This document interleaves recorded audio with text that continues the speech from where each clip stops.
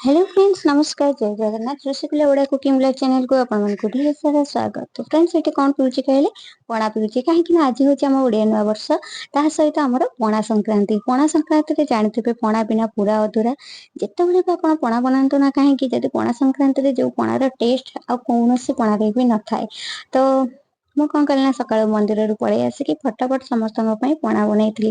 ତ ଘରେ ସମସ୍ତଙ୍କ ପାଇଁ ପଣା ଯେହେତୁ ବନଉଥିଲି ଆପଣମାନଙ୍କ ସହିତ ଭିଡିଓ ସେୟାର କରିଦଉଛି। କେମିତି କଣ ପଣା ବନେଇଥିଲି ଜାଣିଥିବେ ପଣା ସଂକ୍ରାନ୍ତିରେ ଛତୁଆ ପଣା ହିଁ ହୁଏ ଯୋଉଟା କି ବହୁତ ହି ଟେଷ୍ଟି ବନେ ବହୁତ ବଢିଆ ଲାଗେ। ତ ଏଠି ମୁଁ ଛତୁଆ 2 ରୁ 3 ବଡ ଚାମଚ ନେଇଯାଇଛି। ତ ସେଥିରେ ଆଗରୁ ହିଁ ଚିନି ଆଡ ଥିଲା କାହିଁକି ନା ମୁଁ ଆଣିଥିଲି ଯେହେତୁ ମାର୍କେଟ ଯାଇଥିଲି ପୂର୍ବ ଦିନ ତ ସେଦିନ ମୁଁ ଆଣିଥିଲି ମହାକାଳୀ ଅଟା କଳରୁ ଯୋଉଟା କି ସ୍ପେଶାଲ ଛତୁଆ ବନେଇଥିଲେ ପଣା ସଂକ୍ରାନ୍ତି ପାଇଁ କି ବହୁତ ବଢିଆ ଟେଷ୍ଟି ବନେଇଥିଲେ। ସେଇ ଛତୁଆରୁ ସାଙ୍ଗମାନେ ମୁଁ ଏଠାରେ 2 ରୁ 3 ବଡ ଚାମଚ ନେଇଯାଇଛି ତା ସହିତ ପାଚିଲା କଦଳୀ ନେଇଯାଇଛି।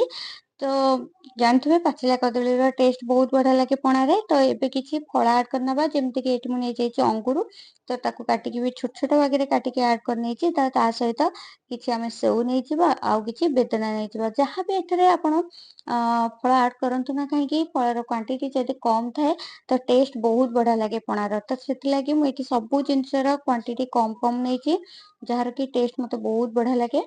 ଆଉ ଯଦି ଆପଣ ଫଳର କ୍ୱାଣ୍ଟିଟି ଅଧିକା ରଖୁଛନ୍ତି ତାହେଲେ ସେଟା କଣ କି ଫଳ ଖାଇଲା ଭଳିଆ ଲାଗିବ। ତ ସେଥିଲାଗି କଣ ହୁଏ ନା ମୁଁ କେବେ ଫଳର କ୍ୱାଣ୍ଟିଟି ବେଶୀ ରଖେନି। ତ ଏଠି ସବୁ ଜିନିଷ ଯାହା ମୋ ପାଖରେ ଥିଲା ସବୁ ଜିନିଷ ଏଠି କାଟି ନେଲି ପୁରା ଛୋଟ ଛୋଟ ଭାଗରେ କାଟି ନେଇଛି ଆପଣ ମାନଙ୍କୁ ଦେଖେଇ ଦେଇଛି। ତ କିଛି କୋରା ନଡିଆ ପକେଇଦବା ଯାହାର ଟେଷ୍ଟ ବହୁତ ବଢିଆ ଲାଗିବ। ଏବେ କଣ କରିବା ନା ଏଥିରେ କିଛି ମାନେ ଡ୍ରାଏ ଫ୍ରୁଟସ ଆଡ କରିଦବା ଯେମିତି କି ଚେରି ଖଜୁରୀ ଆଉ କିଛି ବାଦାମ ମୋ ପାଖରେ ଥିଲା ତ ତାକୁ ସବୁ ଜିନିଷ ମୁଁ ଏଥିରେ ପକେଇ ନେଇଛି। ତ ତା ସହିତ ଏଠି କିଛି ବେଦନା ବି ପକେଇ ନବା ଦେଖିବା ପାଇଁ ବହୁତ ସୁନ୍ଦର ଲାଗିବ ଖାଇବା ପାଇଁ କି ବି ବହୁତ ବଢିଆ ଲାଗିବ।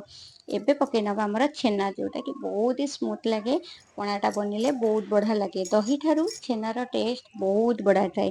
ତ ଏବେ କିଛି କଞ୍ଚା କ୍ଷୀର ମୁଁ ନେଇଯାଇଛି ତା ସହିତ ଅଳ୍ପ ଟିକେ ପାଣି ଦେଇଦବା କାରଣ ଆମର ପଣା ଟା ଯେତେ ପତଲା ବନିବ ପିଇବା ପାଇଁ କି ବହୁତ ବଢିଆ ଲାଗିବ। ତ ଏବେ ଅଳ୍ପ ଟିକେ ପାଣି ଦେଇଛି ପୁରା ପତଳା ବନେଇବିନି ବାସ୍ ଆପଣ ମାନଙ୍କୁ ଦେଖେଇ ଦଉଛି କୋଉ ଟାଇପ ର ରହିବ।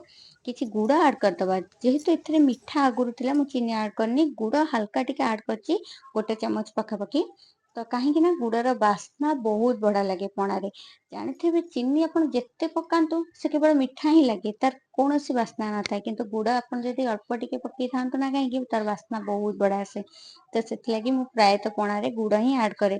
ତ ଗୁଡ ଏଠି ଅଳ୍ପ ଟିକେ ନେଇଯାଇଛି ତା ସହିତ ଆମେ ମରିଚ ପକେଇ ନବା ମରିଚର ଟେଷ୍ଟ ବାସ୍ନା ବହୁତ ବଢିଆ ଲାଗେ। ଯଦି ଆପଣଙ୍କ ପାଖରେ ଅଦା ଥାଏ ଅଦା ବି ଆଡ କରିପାରିବେ। ଆମ୍ବ ବି ପଡେ ଏଥିରେ ବଟ ମୋ ପାଖରେ କଞ୍ଚା ଆମ୍ବ ନଥିଲା ତ ସେଥିଲାଗି ମୁଁ ଏଥିରେ ପକେଇନି। ତ ସବୁ ଜିନିଷ ସାଙ୍ଗ ମାନେ ଗୋଳେଇ ସାରିବା ପରେ ଏଇଠି ଆମର ରେଡି ହେଇଗଲା ଟେଷ୍ଟି ଟେଷ୍ଟି ହେଲଦି ପଣା।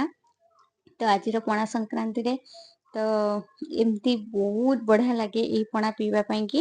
ତ ଫ୍ରେଣ୍ଡସ ଆଶା କରୁଛି ଆଜିର ଏଇ ପଣାର ରେସିପି ଆପଣ ମାନଙ୍କୁ ବହୁତ ପସନ୍ଦ ଲାଗିଥିବ। ଜଲଦି ଜଲଦି ଯାଇକି ଚ୍ୟାନେଲକୁ ଲାଇକ୍ ସେୟାର ସବସ୍କ୍ରାଇବ କରିବାକୁ ଭୁଲିବେନି। ରହୁଛି ଦେଖା ହବା ନେକ୍ସଟ ବ୍ଲଗରେ। ନମସ୍କାର ଜୟ ଜଗନ୍ନାଥ ବାଏ ଟେକ୍ କେୟାର।